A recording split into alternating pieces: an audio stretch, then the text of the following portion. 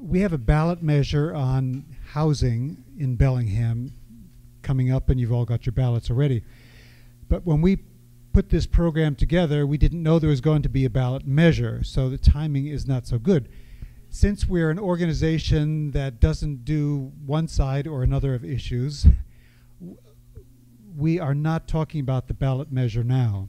We have a program that's going to focus on the hardest to serve homeless people, and we have guests from Seattle and New York to provide us some information.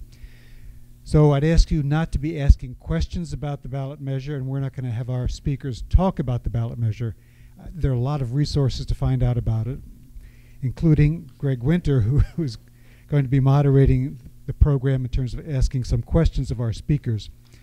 And so I'll introduce Greg now, who's Director of Whatcom Homeless Service Center at the Opportunity Council. Greg? Yeah, handheld, or just by hand. Okay, great. Thanks, everybody. It's great to be back at City Club. I was here 3 years ago, and I appreciate the invitation today. As Don said, I won't be talking about the ballot measure. Instead, we want to focus, and one of the reasons that we timed this program this way is because we organized a day-and-a-half conference that just concluded at 11 o'clock today, and so our guests, Sam and Bill, were key speakers of that conference, so we wanted to take advantage of them being in town for that. Let me get into the program now. At any point in time in Whatcom County, there's about 500 people living on the streets, in their cars, in places not meant for human habitation, in emergency shelters and transitional housing. Many of them are struggling with temporary hardships from which they will escape. They'll regain their footing, they'll recover, and they'll prosper. Some will do so with very little help from social service agencies or government programs. Instead, they'll rely on their own support networks of family, friends, and faith communities. Others need some temporary help, some rent and utility assistance, supportive services that provide the guidance they need to get back on the path to self-sufficiency. Today, however, during this program, our focus is on the members of our community who are chronically homeless, disabled, living on the street, and were once considered not ready for housing or even unhousable. About 15 to 20% of our homeless population falls into this category. These are single individuals, mostly male, about 75% males, with a median age of 45 years. About 2/3 of them self-report having a mental health disability, and about 1 in 5 report having an addictive illness. Those who have any income at all, and 40% of them have zero income, but those that have any income at all typically rely on Social Security or a form of public assistance that usually ranges between $200 and $700 per month. Here in Whatcom County, over the last few years, in a highly coordinated effort, partnering organizations have created about 100 new units of permanent supportive housing for people in the population I just described. The housing is located primarily in apartments that are scattered throughout the community, throughout Whatcom County. And we refer to that as scattered site. It just means individual apartments all over the place. And the housing assistance, importantly, comes with intensive case management support and access to clinical behavioral health service. Most of these new housing services are consistent with what we call a housing first approach. It's a program model that our panelists are going to describe very soon. It's remarkably effective, and it provides life-saving benefits to the participants and a positive return to the community as well in terms of reduced public costs of homelessness. For example, recently in a partnership with the Bellingham Police Department, we documented that housing first interventions resulted in significantly reduced criminal justice systems costs, and perhaps the largest cost savings through housing first programs, documented very well, actually comes from reduced use of emergency health systems. There are, however, some challenges to implementing housing first programs, not the least of which is neighborhood concerns in locales where the housing is located.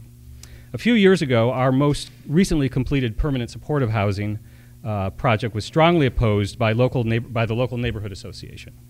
Now, however, the project has a proven track record of success, and the resident manager was recently given a community service award by the neighborhood association. Such is the experience of projects like this throughout the country, and in Seattle and New York, as we'll hear. So a central question that we hope, actually I wanted to actually acknowledge another project more recently, a much needed permanent supportive housing project proposed in downtown Bellingham is the cause of concern from some nearby merchants. So a central question that we hope to explore today is this: as social and health service providers become more adept at using these innovative housing practices to serve the hardest to serve homeless people, how can we be sure they're a good fit for the community? So with us today to answer that question are two gentlemen that have pioneered the housing first approach to end homelessness for people who are disabled and living on the streets. Do we want them to come up now, or? Sure. Okay. Yes. And while they're coming up there, I'll describe Bill Hobson. Has served as executive director of DESC in Seattle since 1988. DESC is a leading provider of housing and support services to chronically homeless adults. And DESC is really a focal point for partnerships and planning efforts to end chronic homelessness, not only in the Seattle area, but increasingly around the state, because they offer their technical assistance to organizations like the one I work for at Opportunity Council. DESC's development of innovative project-based, so site-specific in, not scattered sites so much, but in projects that they'll describe. Their Project First programs put DESC at the forefront of the movement to end chronic homelessness. Also with us today is Dr. Sam Semberis. He's CEO of Pathways to Housing in New York City. Excuse me? After years working as an outreach worker in New York City, in 1992 he founded Pathways to Housing, which developed the Housing First model using a scattered site approach rather than a project-based program. Today, Pathways operates programs in New York, in Washington, D.C., Philadelphia, and Burlington, Vermont, which I lovingly called at our conference our sister city, unofficially.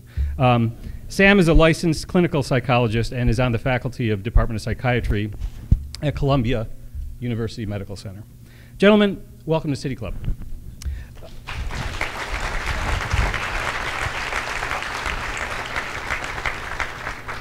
Before we get to a few prepared questions and then questions from the audience, let's hear from each of you about what inspired you to do the work you do, and please also explain a little bit further, expand on the housing model that you each chose to pursue. Yeah, about 5 minutes. Okay. The first part of your question, Greg, is kind of easy and kind of difficult for us, for me to answer. It wasn't so much that we made a deliberate choice as a staff of an agency to serve homeless people that are living with major psychiatric disabilities or addictions problems. We were really created initially to do just that. The parenting entities of the organization that I work for, Washington Advocates for the Mentally Ill, it was known as in the late 1970s when they were dreaming up the idea of a DESC, the Church Council of Greater Seattle, and the Mayor's Office, and they were all concerned about not only the increase in the number of homeless people on the streets of the downtown city, they felt like there was a disproportionate number that were living with these behavioral health disabilities that weren't getting into the existing survival service system. So we were created out of the gate with a specific mission or charge to be especially hospitable to people living with mental disorders or addictions problems, and to configure our service organization in such a way that our rules of operation did not constitute barriers to access for that population. In many ways, the people that put DESC together were prescient. They were anticipating things that are kind of coin of the realm these days in the business that Sam and I work in.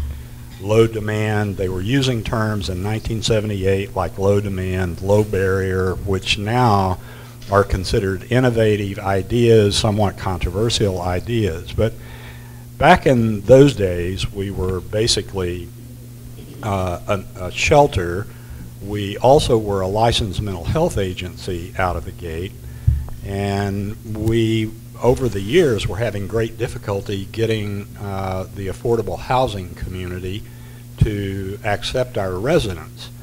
And the few times we were able to get the affordable housing community, whether that was the Public Housing Authority or just a not-for-profit that developed low-income housing, the overwhelming majority of our clients failed there. They were either evicted or they chose to leave themselves. They felt lonely, they felt isolated, or the landlord felt that the behaviors that characterize major mental disorder or addictions were simply not behaviors that they were willing to tolerate, so they were evicted. So ultimately we decided to do it ourselves. And we kind of intuitively gravitated to what we now know as Housing First. I first met Sam in 92, 93, 94, somewhere in that neighborhood, and had many beers with him after conferences, and we sort of argued about a lot about what was appropriate for the population. There were some other folks that joined in that, people from LA, people from Denver, good colleagues, that we were recognizing that the way the affordable housing community was, the model that they were using for determining who to select as tenants was simply grinding against the interest of the folks we work for. And that model, for better or worse, in our business is called the readiness model. You had to demonstrate you were ready for housing. If you were living with an addictive illness, you had to demonstrate a certain period of sobriety before you were eligible to move into housing. If you were living with a psychiatric issue, the landlord wanted you to connect with a mental health center and be medication compliant and compliant with all the treatment prescriptions. We felt that many of the people that we serve, basically veterans of the mental health and drug alcohol treatment systems that had consistently and repeatedly failed these folks, that it really made no sense for us to make the mistake of building our housing based on a readiness model. Sam actually invented the concept and coined the term Housing First. I'm going to be cheeky enough to say what I think it means.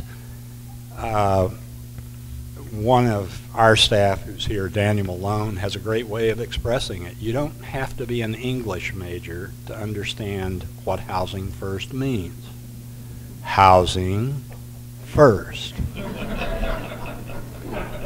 Not treatment first, not willingness to accept a payee first, not willingness to enter into a drug alcohol treatment first, not willingness to do anything except sign a lease, move into an apartment.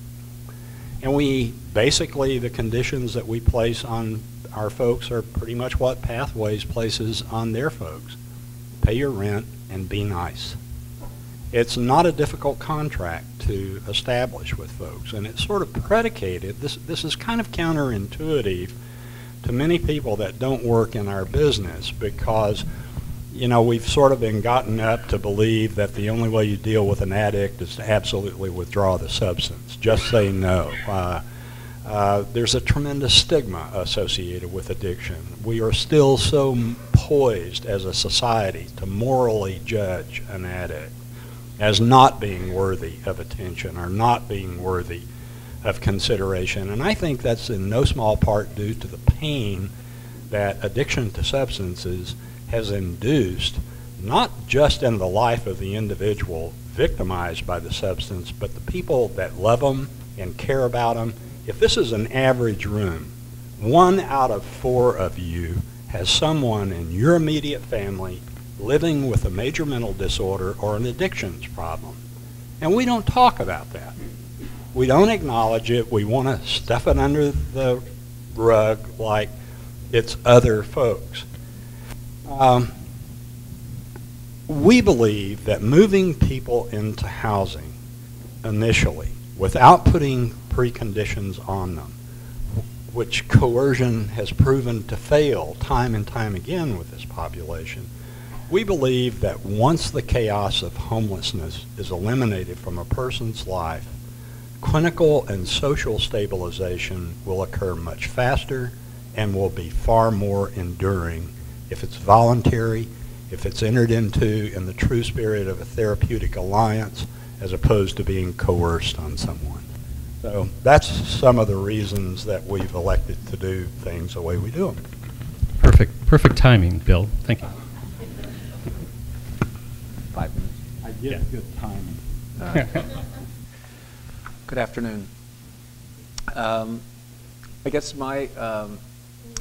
what inspired me to work with people that we're talking about, I think, has something to do with an inability to separate us from them. I think that I've worked in different contexts with people who have mental illness, the hospital and street outreach and so on. And I think that because I'm old enough to have been around when homelessness really started in this country in the 80s, seeing people on the street of New York City along First Avenue as I walked from my apartment to Bellevue to go to work, some of them the same people that I had seen on the inpatient service and gotten to know well, it was just emotionally unacceptable to me. It was unbearable to be able to walk past a person and not do something about it. And and I'm not sure exactly how, because it's been so long since we've solved homelessness, but I think that generally in most places we have sort of hardened ourselves to that reality and now walk past people who are homeless all too quickly and all too comfortably. It doesn't, it's not as upsetting somehow. It's become part of the landscape. And I think that's problem number one in solving homelessness. We've come to accept it far too comfortably. I mean, I've only been here a day and a half, but there's lots of people downtown that I pass by, and it's even a little bit more striking coming to a smaller city than from a big city, because the big city is like so chaotic. But in here, the numbers are smaller and things slow down, and it's like, why is this person on the street and other people are walking and shopping and having coffee? Like the disconnect is more troubling. And I know that it's not because they're not able to. It's not, it's not because they have a mental illness and they can't live in a place with some support. Because if people were of means, they would have the family support and the kinds of treatment, and they would be housed. There's an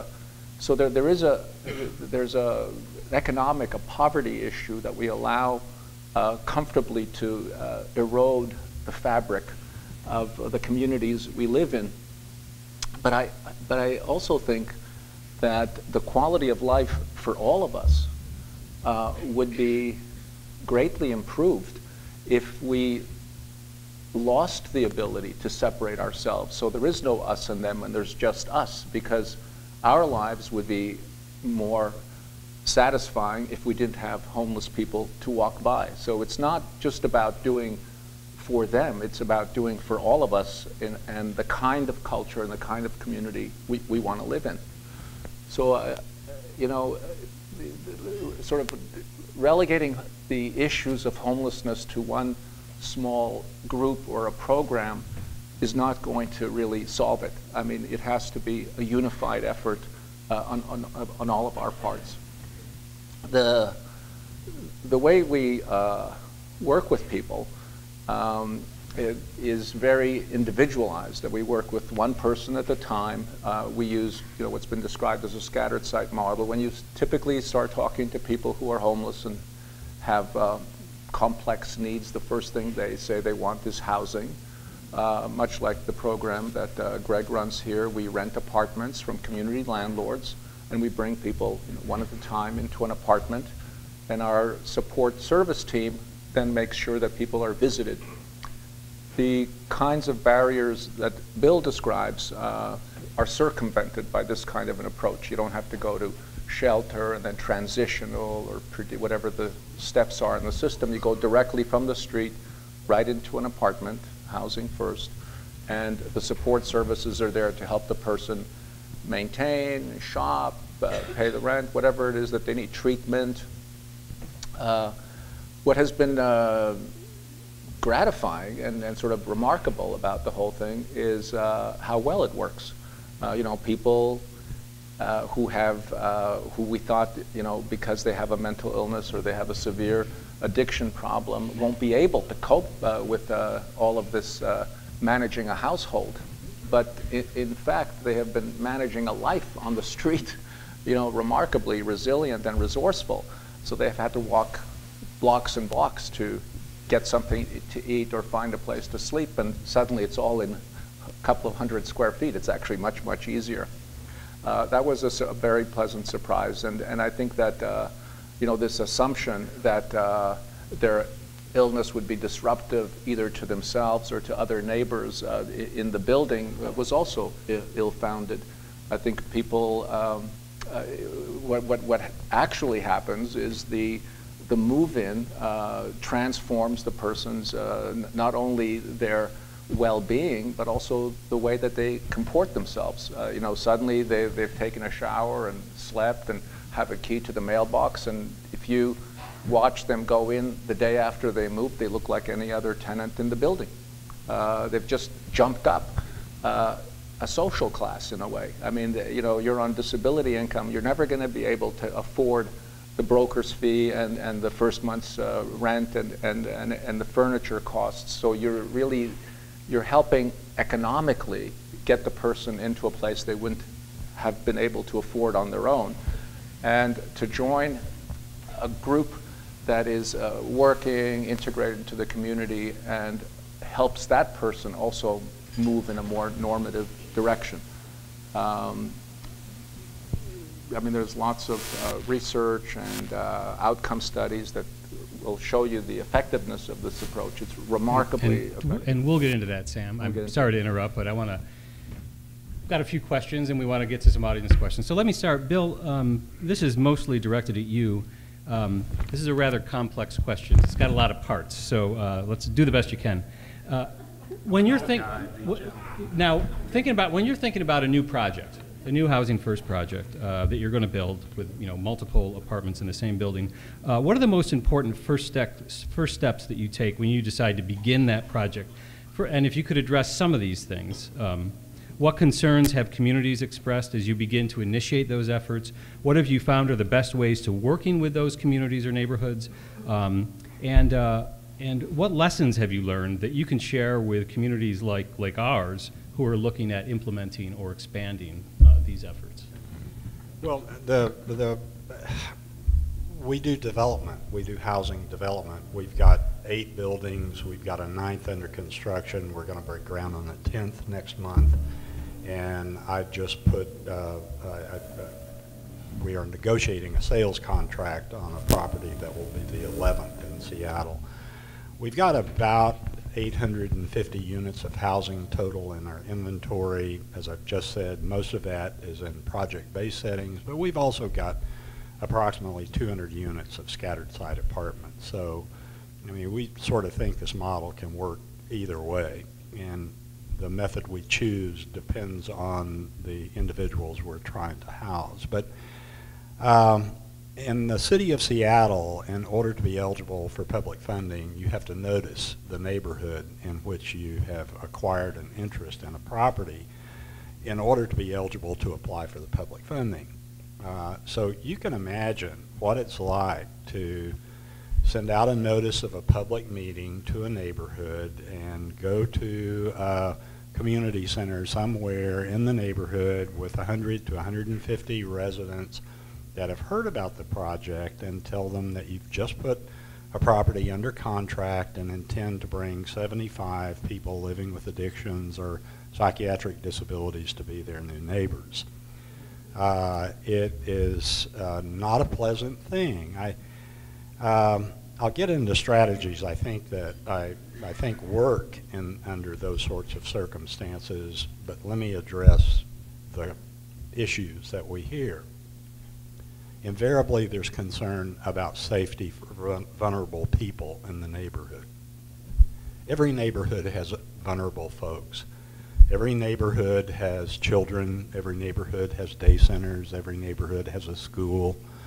Every neighborhood has seniors that are potential victims in the minds of many concerned citizens in neighborhoods. A lot of the concern we hear is expressions of concern about devaluing property values in the neighborhoods if we come. Increasing traffic congestion, exacerbating parking problems in the neighborhood. One of the more common ones that we're hearing in Seattle these days is our neighborhood is just turning an economic corner and your presence is catastrophic to our plans for economic revitalization. I think that they're good answers to all those questions, and we're fortunate in that we've got a track record. We've developed a lot of properties, but first of all, there's absolutely no empirical evidence that suggests that homeless people present any extraordinary threat to children. It just doesn't exist. If you look at violence to children, I heard a report on NPR going to work a number of months ago that over 90% of instances of sexual violence to children are committed by immediate family members or friends of family members. Now, I thought that was extraordinary. I've got a member of my board of directors who's a Superior Court judge, and she sat on the bench for a lot of years, and I asked Laura, is that really right?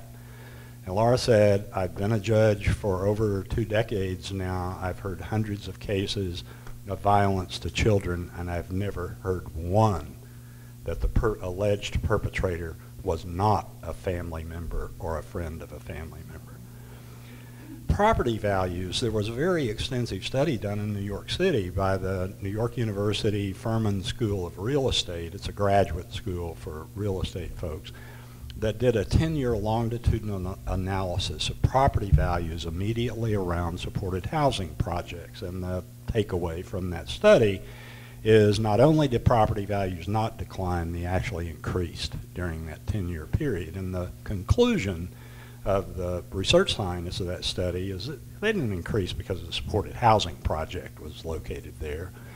Their conclusion was that property values are influenced by economic factors much larger than any one single individual project. What our experience has shown in Seattle, that when we tend to buy properties that are affordable, that means invariably sort of emerging communities that are moving out of more distressed economic circumstance and sort of becoming tonier. And what we find is we do not retard that one iota, that condominiums continue to be developed long after our projects are located there.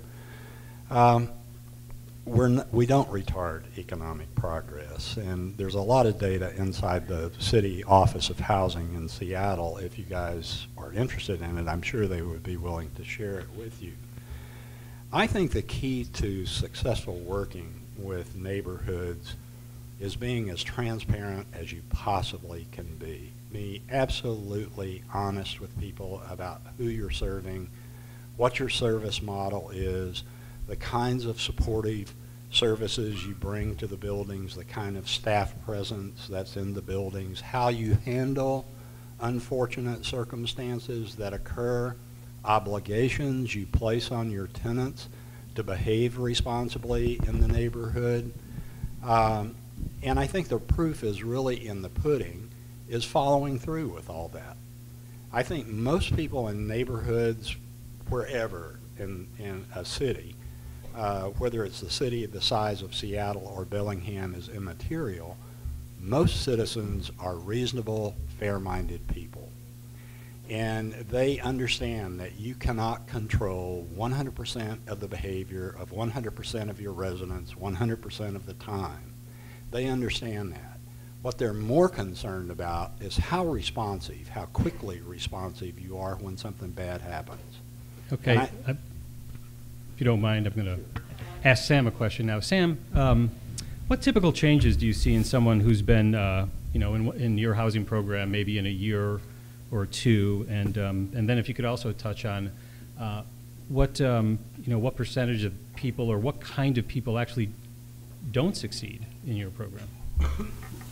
The kinds of changes that occur, I would say, most dramatically are right at the beginning in terms of just a complete lifestyle change.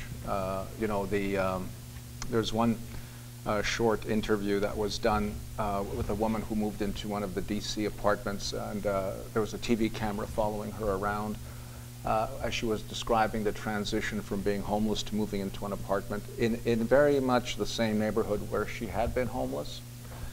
And so she's showing us around her neighborhood. She shows us the grocery store, and she just opens the door to say hello to Tony.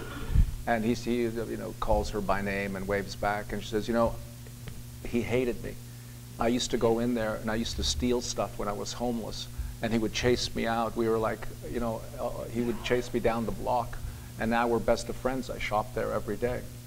As in, here's the place where I get my hair cut. I used to sleep in the alleyway right around there, and they used to wake me up and move me out in the morning. Now I go every month and get my hair cut.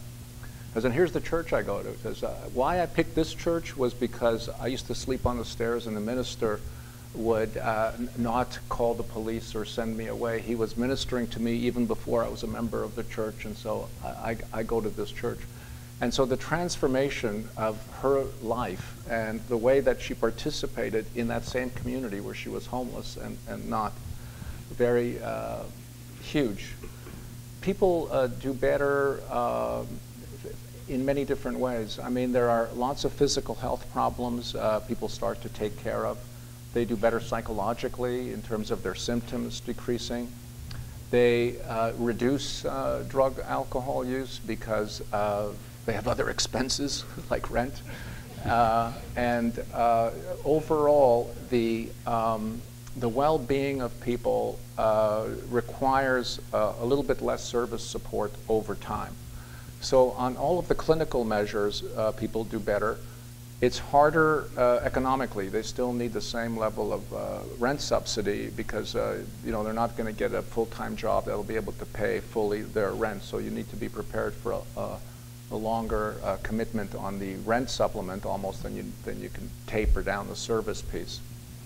People that don't do well, we have about a 15% rate of people that don't do well. And that's primarily related to kind of a severity of addiction that plays out in behavior that's a lease violation. There's lots of people that go in with addiction problems, but they cope with them differently. The people that cope with them by inviting others over to drink together or use together creates immediately a problem with the landlords, and people have to move to something more structured, perhaps. Great. One more question before we go to audience questions, and this is for both of you, but please be very brief in your responses if you can. How do the costs of these intensive services stack up against the costs of alternative approaches to chronic homelessness? Well, I guess the thing that I could refer you to is 2009 publication in the Journal of the American Medical Association that was the outcome of a one-year evaluation of one of our housing projects in Seattle, the 1811 East Lake project. And the takeaway there is that it costs about $13,000 a year to house a person in this project, and it's staffed 24 hours a day, 7 days a week, with and also has some clinical staff that work full-time in the project with the residents. The cost offsets, the cost reductions in emergency department use at Harborview and the King County Jail were pretty staggering. If you looked at the expense that the 75 residents in the building cost taxpayers in King County in 12 months prior to move into that building and compared that to the same expense 12 months after moving into the building, the latter number was $4 million lower than the former number.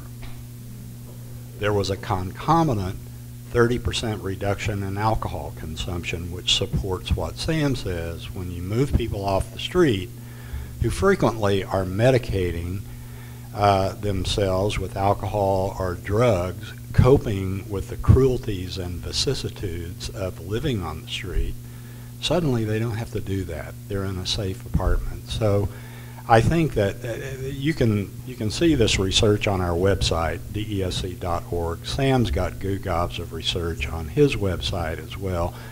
The financial efficacy of supported housing, you probably couldn't get a research article published anymore on it because so many have already been published. The vote is in. Citizens of a community spend far less money on chronic homeless people when they move them into permanent supportive housing than they spend on the same population by leaving them on the streets. Yeah. I mean, I guess many people don't think of costs that way, but leaving someone homeless and the cost of the transport to the jailhouse or the emergency room or the detox is the kind of cost that Bill talks about reducing. And there is also the cost, I think, of the burden. I remember talking to the Burlington police commissioner about the demoralized state of his police force, saying how they felt awful having to basically corrupt the law to do social work and bring people in off park benches to the jail cell because they couldn't bear to leave them out for the night. The cost of an apartment with the support services that I talk about is cheaper than either leaving people on the street or a shelter or transitional housing. So strangely, it is not only the most effective model in terms of a clinical housing intervention, it's also the most cost effective. Okay, great. Thank you very much. So now it's time for our questions from members. So those who have member badges first, and then if there's time left, we'll ask others from the audience. And so Victoria Dorper and I will be around with microphones and try to get you recognized.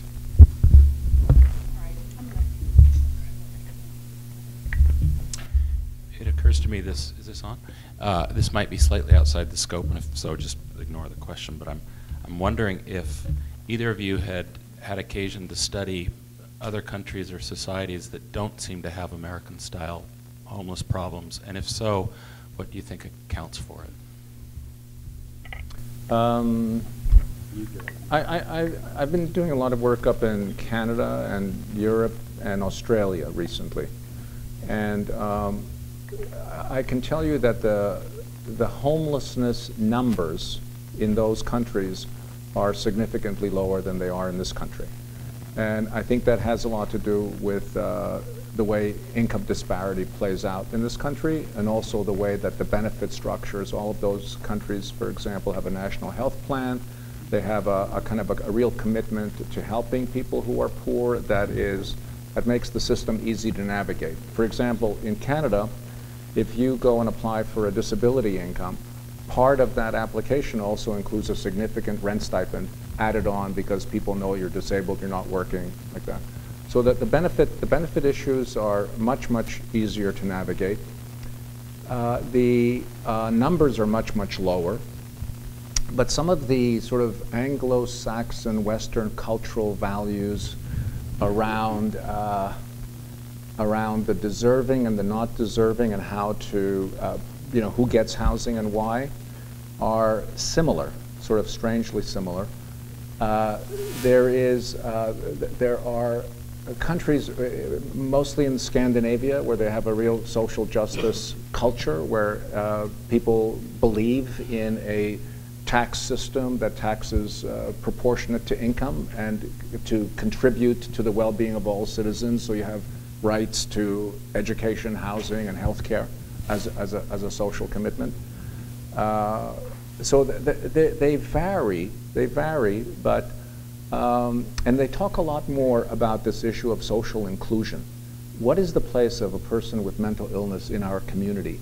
is a real live part of the dialogue, with a commitment to be inclusive. You know, I think in the old country, for those of you that visit Europe, you know that the structure, for example, of towns is much like Bellingham. It's like even if you're in a farm community, the houses are all together and the farms are sort of scattered throughout, but everyone comes home at night. Everyone belongs to that village, as opposed to a model where things are quite separated and there's lots of space between people. So that sense of community and what does it mean to be a member of a community and how does the community take care of those less able to take care of themselves, I think is a stronger ethos.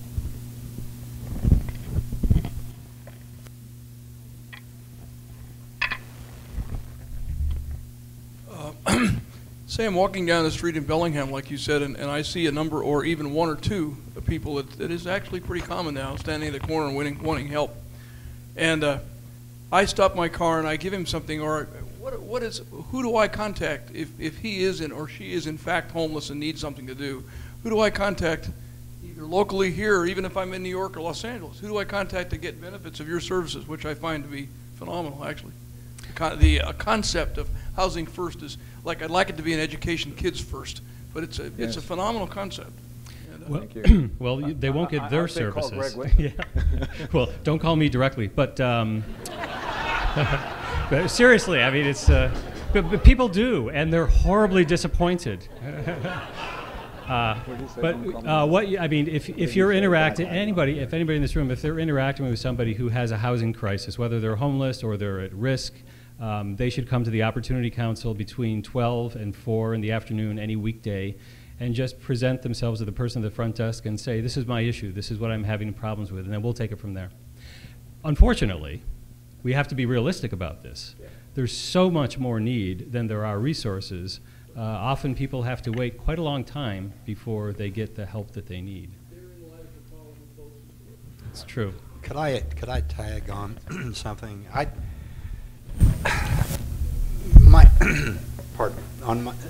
I seldom ever support giving money directly to a homeless person, and that may sound unusual coming from someone doing what I do, but research shows that almost a way large majority of that goes to purposes that really are not helping the individual.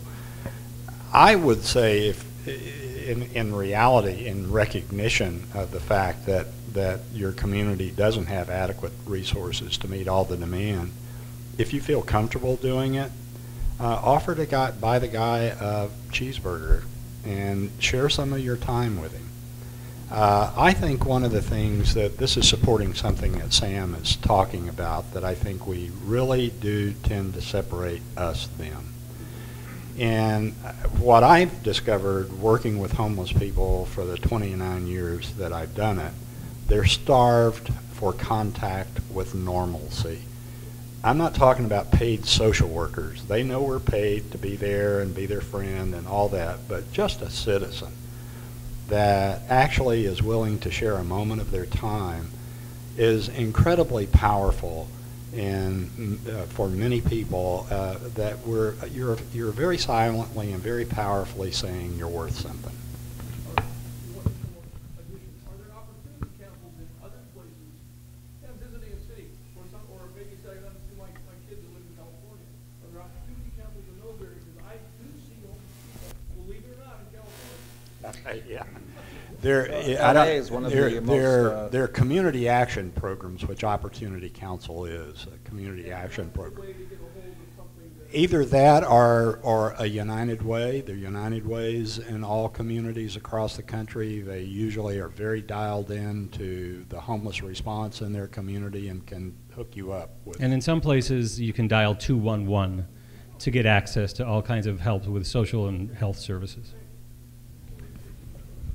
I would give them money. Yes. No, wait, hold on a second. Can we, I'm just interested, Sam, why would you give them money? Because he asked for it.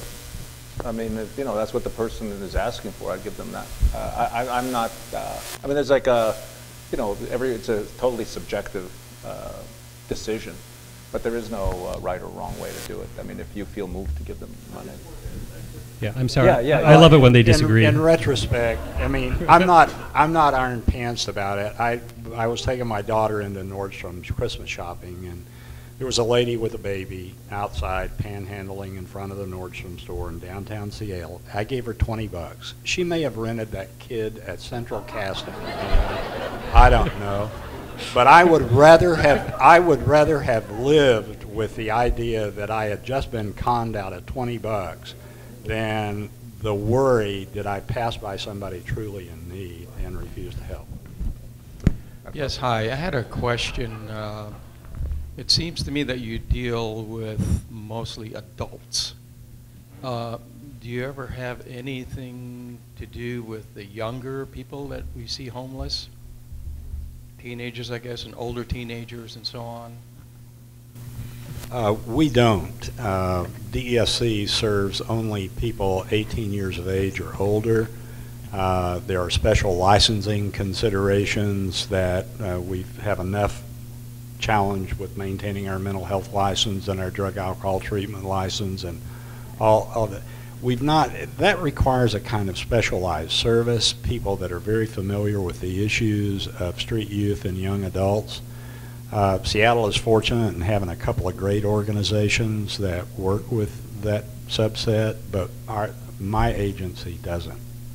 Yeah, and if I can jump in here, locally, we're fortunate to have an organization called Northwest Youth Services, which has been undergoing a real resurgence in strength in the community in expanding services. We lost our only homeless adolescent shelter a few years ago. Now it's back, better than ever, along with a drop-in center for youth who are experiencing homelessness. And that just opened a couple weeks ago. So that's an incredible new community asset. And also within each of the school districts, we have a program called Readiness to Learn, where each school district have staff that are specifically there to help families and children, even children who are unaccompanied by their families that are experiencing homelessness.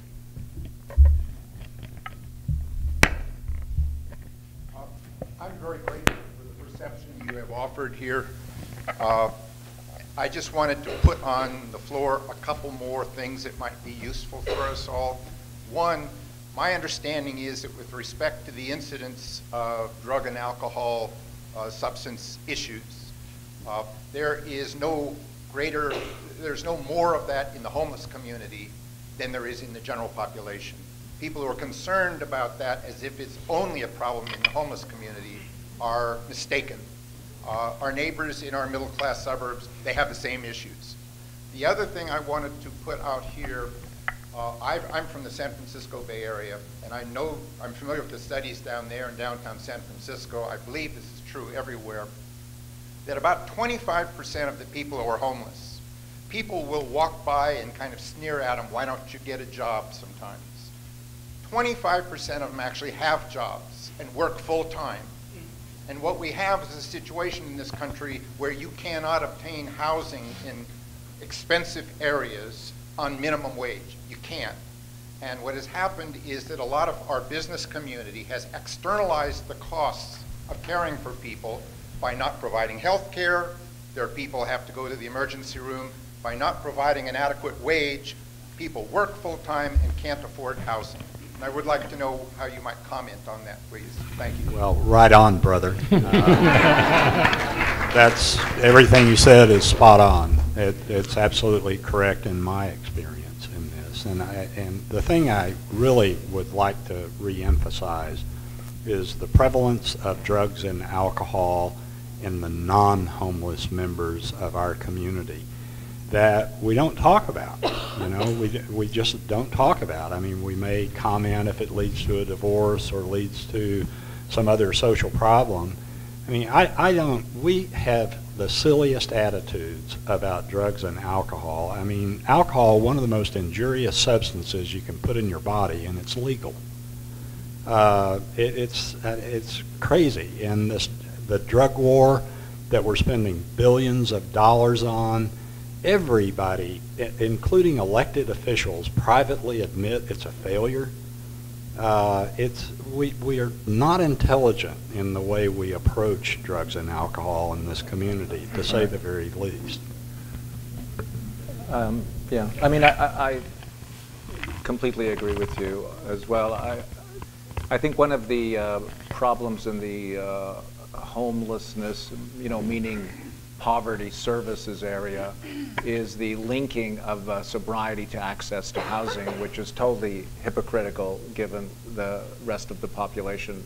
And so there's a complete double standard for people who are known to have addiction disorders and being held out of housing because they are struggling with that. It has been one of the, I think, breakthroughs that Housing First has kind of managed to do. The other issue about the Walmart case and the 10% minimum wage and how people have to get food stamps and benefits, government benefits in order to continue working, I think highlights the other issue when I was talking about sort of more of an emotional or a psychological embracing of people of poverty in our community. I think the solution similarly cannot be relegated to something like HUD or social services. Where's labor? Where's labor in this, and why isn't there advocacy on labor for a living wage, not a minimum wage? Most of the moms that show up in New York City shelters, the principal reason given for their homelessness is that their kid got sick. Their kid got sick, so it's like they're in a catch-22. If you pay the doctor, you don't pay the landlord, you're out. You skip work to take care of a kid, you lose your job.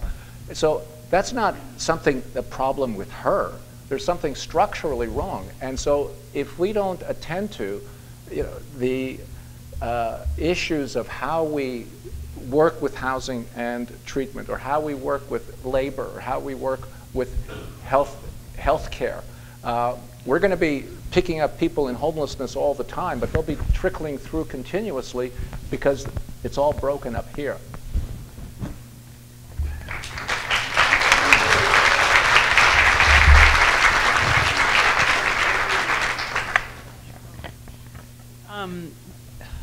I think it was Sam that mentioned this homelessness started in the 1980s, more or less. Could you elaborate on that? What Can he? Can you elaborate on your comment about the homelessness starting in the 80s? Oh, well, that's, I saw it on PBS. It was not only a lived experience, but it was in a PBS biography of Ronald Reagan. And Ronald Reagan is credited with, in this documentary, with the starting of homelessness because, if you recall, any of you remember what the first thing he did when he got into office as a sort of like got a lot of political attention? What's that? All the metal patients out in the street in California, the first thing he did. Yeah. Right. I remember him firing the air traffic controllers. That sort of made me kind of nervous. But that supply side Reaganomics, as we used to call it, some of you remember that. One of the things that happened, and it's very much, frankly, part of this present presidential debate about, we're going to voucher Medicare, we're going to, move everything down to the state level, basically continuing to dismantle the federal safety net. The federal government was building something like 350,000 units of affordable housing. Controversial, projects in large cities, but that production was going on before Reagan. Part of the social service cuts under his administration reduced that number to about 50,000. Where it has been through both Republican and Democratic administrations, it has never gone back. And that is the fundamental problem. When we're talking about structural problems, this is a structural problem. We will not be able to solve homelessness in this country unless we get that affordable housing construction back in place where it belongs at the federal government at the volume where we need it. So that's what happened in 1980, and it's been with us ever since. I was in a meeting with HUD Secretary Sean Donovan last week, and he said that HUD's budget today is about 1/3 in constant dollars, about 1/3 of what it was in 1980. And in addition to the federal disinvestment in the production of affordable housing, there's another thing that we all sort of are complicit in: urban renewal. At the same time that we were disinvesting in the production of affordable housing, we were spending money primarily in major metropolitan centers to revitalize downtown cores, and that revitalization entailed the destruction of literally tens of thousands of units of SRO housing that folks that went to the street. It's not housing that any of us would advocate we produce now, but it was off the street, and a guy could rent a room for $15 a week or $20 a week, and there was usually a little communal area in the lobby where they would sit together and play dominoes and lie to one another, you know. But it was off the street, and I've lived in Seattle long enough to watch that urban renewal bulldozer run down from Pike Market to Pioneer Square on 1st, 2nd, and 3rd Avenues. And we built a world-class city with wonderful skyscrapers, and a lot of the old Victorian buildings that were salvageable have been turned into high-end condominiums, and they have kitschy, interesting little shops at the street level. But that came at a cost of displacing literally thousands of people from stable, secure housing to the streets. If I just may add one point to that, sort of just to build on that narrative. So with this gentrification, the real estate boom, as we called it, which just recently exploded, was a commensurate rise in rents without a commensurate rise in Social Security income, so that you're making pretty much a flat monthly payment if you're on disability, but the rent is going up and out of reach. You know, this idea of people with disabilities being priced out of the rental market is sort of a tagline for sort of commemorating the fact that not only was it being destroyed, but what was left was out of reach economically for those on fixed incomes. Yeah, excellent conversation and discussion in regards to a wide variety of different issues. And one of the problems that we have is we're all looking at each issue as separate. And somebody did write a book called It's Called The Village. That's an old Indian concept.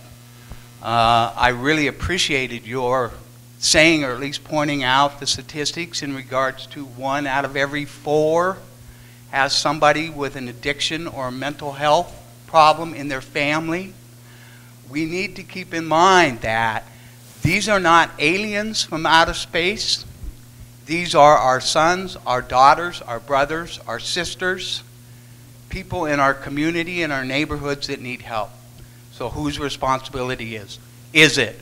My question to you, in a housing project that you've built, that you put together, could you give us a personal example of an individual or a family who, after given the opportunity in a Housing First program, was able to get their lives together and get back on track? A personal example of someone you know. Yeah, we actually shared this story with the convention yesterday. A gentleman living with schizophrenic illness, addicted to crack cocaine, been homeless since he was 17, moved into, actually was brought by one of our outreach workers into our shelter initially, but within a matter of months he was enrolled in our mental health drug alcohol treatment program, but housed in one of our affordable housing projects, predicated on Housing First. We didn't insist that he stop doing drugs. He got clean and sober himself. He voluntarily agreed to start medication therapy. The psychotic symptomologies remitted. He ultimately decided he wanted to return to the world of work. He didn't want to constantly live on the Social Security supplemental income. It's a Social Security benefit for people that have a chronic disabling condition. He created a window washing business, and he goes out on the street and hustles up businesses from offices and subways and Starbucks.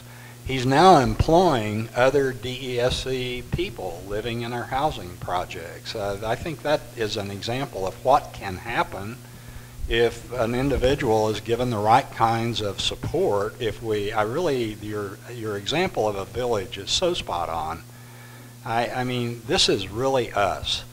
It may not be us individually as the unique personality, but it's us in the sense that it's a brother, a sister, an aunt, an uncle, a grandfather, a grandmother. This guy's story, I think, is replicable in so many different instances if people are given the right sort of supportive assistance, and assistance that is not coerced, assistance that they enter into voluntarily.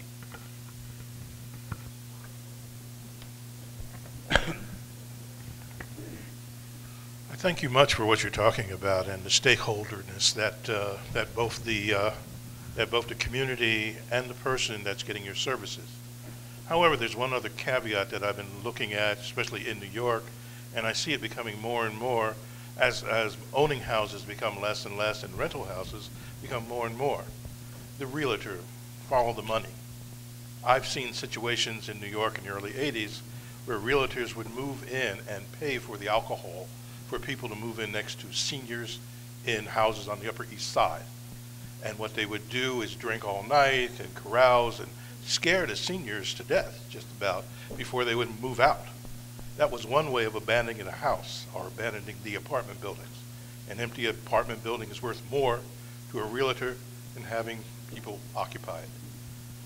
What's going to happen when, as more and more realtors look at the rental market of people who normally have housing, who own housing, are now looking for rentals? Is the marketplace really going to be fair? I don't really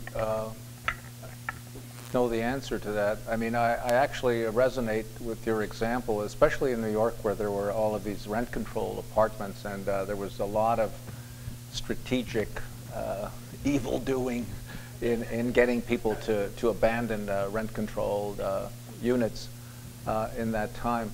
I think that, just from the experience of operating a program in the current market, we haven't really had those kinds of issues. I think that the thing that worries me most is that all of the incentives, whether they're financial, whether they are from government, whether they're tax incentives, are all strongly pointed in the direction of home ownership. Home ownership seems to be the American way. And the incentives to build affordable housing, just regular affordable housing, some of the stuff that we lost early on, don't seem to be there and don't seem to be part of the conversation of future planning. And that's really more my concern.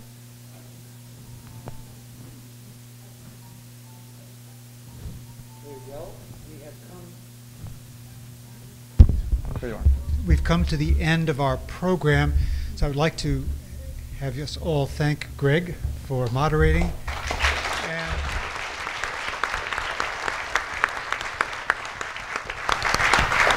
especially to thank Bill Hobson and Sam Tamberis for sharing their wisdom of the ages with us and provoking, we hope, lots of questions for us to talk about and perhaps some answers to ponder as well.